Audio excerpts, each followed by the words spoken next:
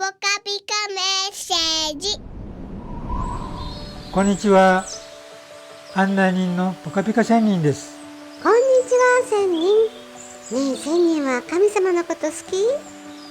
好きだよ。なんで？こんなひどい世界を放っておくから神様は嫌いっていう人がいたんだ。ピカちゃんはどう思うの？私は神様好きよ。これは神様のせいじゃないと思う。このままでいいなんて神様は思ってないよね。どうなっているのかな？もし神様が人間のしたことを処断できるのであれば、悪の出発点となった人類始祖の堕落はなかっただろう。なぜ全知全能の神様がこの重大問題を止められなかったのだろう。アダムとエバが物心つく頃、神様は語った。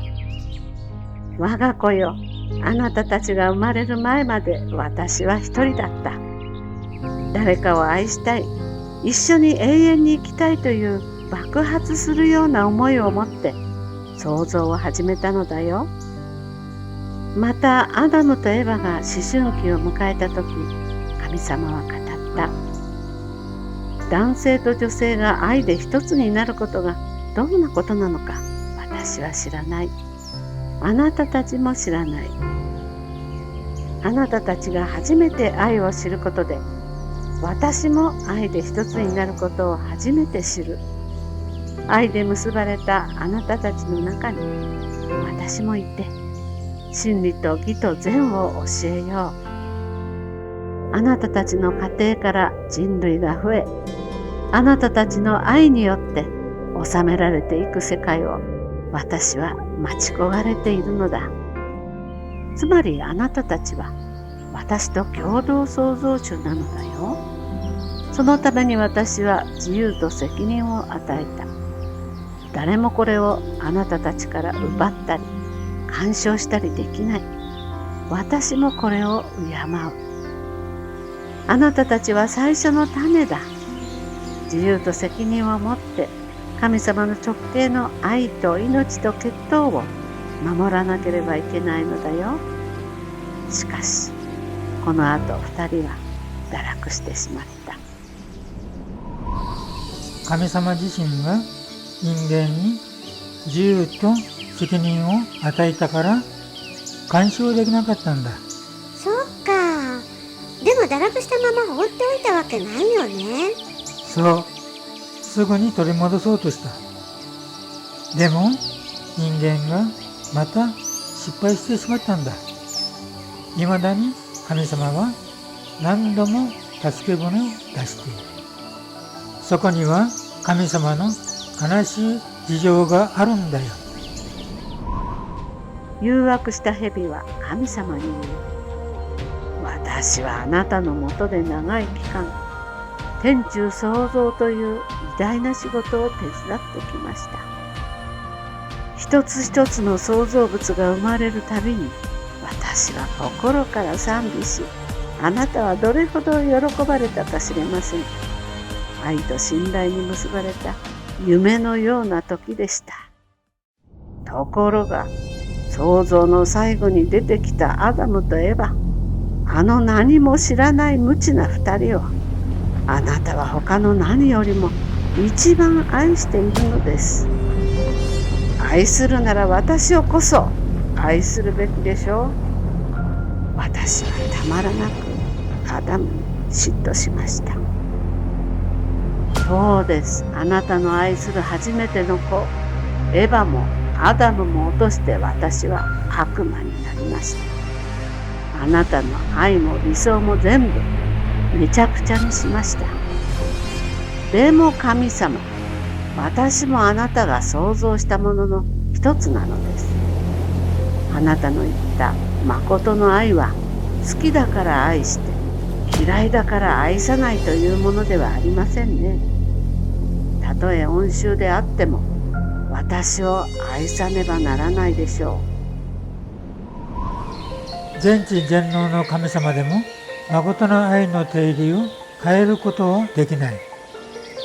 悪魔はこうやって神様を身動きできないようにしているんだ。わあ、嫉妬って恐ろしい。でも悪魔の攻撃はこれだけじゃないんだ。霊的な悪魔は人間に隙があれば侵入して悪いことをさせ、神様の前に連れて行って訴えるのだ。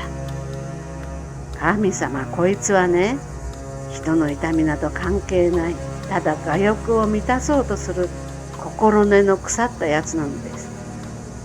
明らかに悪魔の血を引いた私の子です。神様は悪魔に言う。いや違う、私の子だ。けれど悪魔は引き下がらない。あなたの子だというなら証拠が必要です。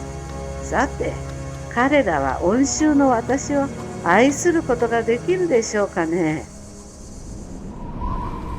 神様がこんな立場で人間を救おうとしていたなんて知らなかっただろう。見えないところですごい戦いがあるんだね。歴史の中でこのことを知っていた人がいたよ。その人はどうしたか見てみよう。2000年前、イエス様は両手両足に釘を打ちつけ、頭に棘の冠をかぶせてあざけ笑う輩のために福を祈った。脇腹を槍で突き刺す兵士のために息を引き取るその間際にあって福を祈った。悪魔はイエス様の肉体は奪い取ったが、まことにこの方はあなたの子であられますと言わざるを得なかった。イエス様の愛と生き方が世界中に伝わっていくのを止められなかった。神様の子供という本来の性質を発揮したら、一つの文明ができるぐらいの影響力を持つんだ。それはどうしたら発揮できるの？実はね、神様との専用回線があるんだ。専用回線？何のこと？良心のことだよ。そうなの？初めて聞いた。つまり良心は神様の思いをキャッチして自分をチェックする機能なんだ。神様はちゃんと一人一人が誠の愛の人になれるように用意してくれてるんだ。それでは次回も大切なメッセージを送るよ。チャンネル登録してね。また会いましょう。バイバイ。さよなら。Hasta luego. See you